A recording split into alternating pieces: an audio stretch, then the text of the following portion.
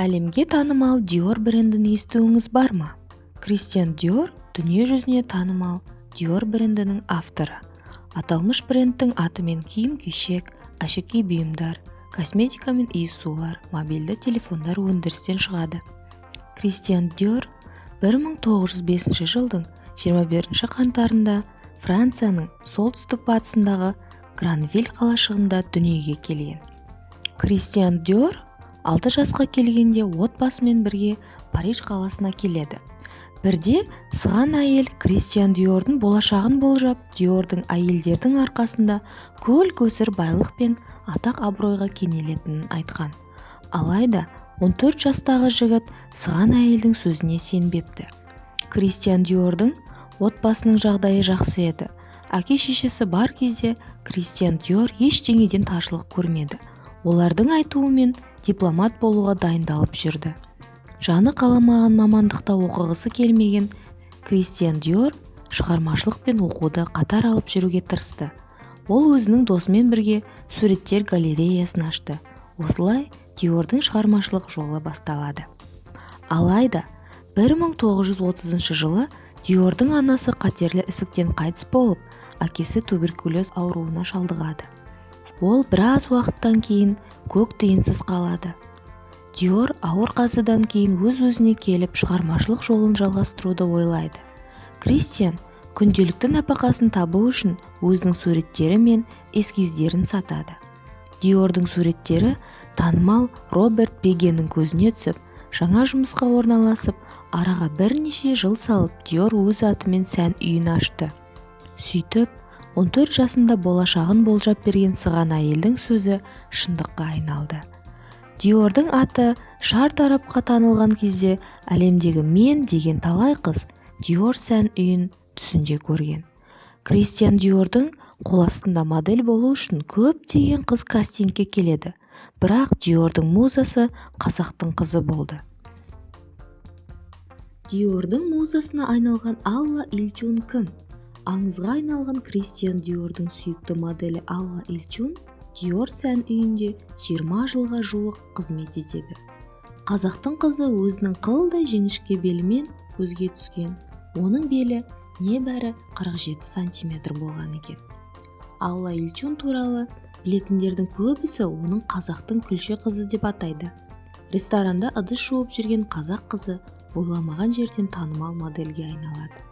Алла Ильчунның әкесі Жуанхаль Ильчун Алматы қаласында тұрған байдың ұлы болған. Жуанхаль темір жол мамандығын тәмамдап, атақты түрксіб құрылысын жүргізуге де атсалысқан. Кейін ол Қытай еліндегі Харбин қаласына іссапармен барады. Іссапар кезінде Ресейдің Боданында болған Харбин қаласында 16 жастағы болашақ жарын кездестіреді. Алла Ильчунның анасы Татьяна опера әншісі болған. Жуанхан мен Татьянаның жас айырмашылығы 13 жас. Үйленгеннен кейін Алла есімді қыз өмірге келеді. 1917 жылы революция болғандықтан олар бірнеше жыл бойы Харбин қаласында тұрады.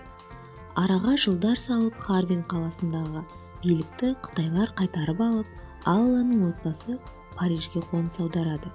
Алайда қоныс аудару кезінде Алланың әкесі қызы мен әйелін кемеге отырғызып үлгерген. Содан кейін Жуанхан із-түзсіз жоғалған. Бір деректерге сүйенсек, Жуанхан Қарағанды қаласындағы Гулагта болыпты. Парижге келген Алланың анасы біраз уақыт жұмыс таба алмаған. Оны Шанхайдағы дипломымен еш жерге жұмысқа алмайды.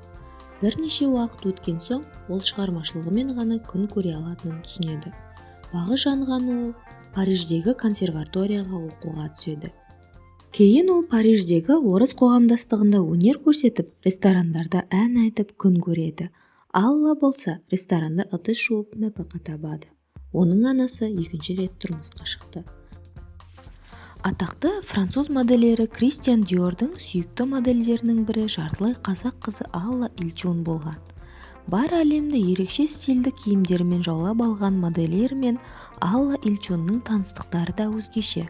Асханада жай ғана ыдыс жуушы болып жүрген бойжеткен құрбысымен Диордың кастингіне барған.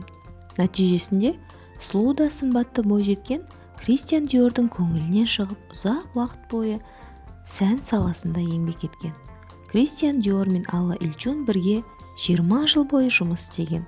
Кей деректерге сүйенсек, модельдің алғашқы келген кезде мықымы 47 см болса, 20 жыл ішінде оның белі 20 см ғана толған. Осындай әсемділіктің құпиясын модель өзінің тамақ ішпей тек сусындар пайдалануының деп есептейді. Айта кетейік, Кристиан Диор тек киімдер ғана емес, кейіннен зергерлік бұйымдар мен парфюмерлер шығара бастады. Модельердің қыз-келіншектерге ұсынған бар дүниесі әлі күнге дейін нәзік жандыларды жалықтыра қойған жоқ. Достар, егер сендерге бұл ақпарат қызықты болса, лайк басып, міндетті түрде каналға жазылыңыз.